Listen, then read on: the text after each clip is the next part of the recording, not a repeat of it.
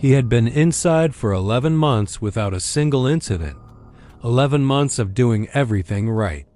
And then one Tuesday morning he made one mistake. By Thursday he was in the medical unit. He never fully understood what he had done wrong.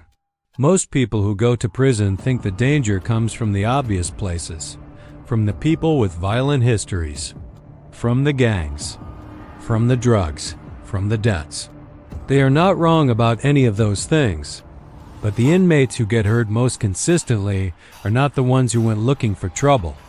They are the ones who broke an unwritten rule, a rule that nobody wrote down, that no orientation program covers because the people who run the institution officially do not acknowledge that the rule exists. Today we go through 5 real documented cases of men who broke one unwritten rule and faced consequences that changed everything that came after. Case 1. The man who sat in the wrong seat. His name in this story is Marcus. He arrived in the spring of 2019 after a conviction on federal drug charges. No prior incarceration, no street affiliation, no gang history. On his 3rd day, he walked into the cafeteria, picked up his tray, found an empty seat at a table with 2 open spaces, and sat down. The men already seated did not say anything. They did not ask him to move. They simply noted it. By the afternoon meal, he had been identified. By the evening meal, the conversation had happened about what his presence there meant. On day 5, Marcus was approached by someone in a context that looked like a casual conversation but was not. Case 2. The man who asked the wrong question. His name is Devin. He arrived at a maximum security facility in California in 2017. Devin was sitting in the yard when he witnessed a transaction that suggested a level of organizational sophistication he had not expected. He asked someone he had been speaking to a question framed as curiosity about the facility, but it was about the gang structure. The person Devin asked smiled. It had not landed without consequence. The question communicated that Devin was either a snitch or a threat. 2 weeks later, Devin was transferred. The question had traveled further and faster than he had imagined a casual conversation could travel. Case 3. The man who looked too long. Raymond had been inside for 7 years.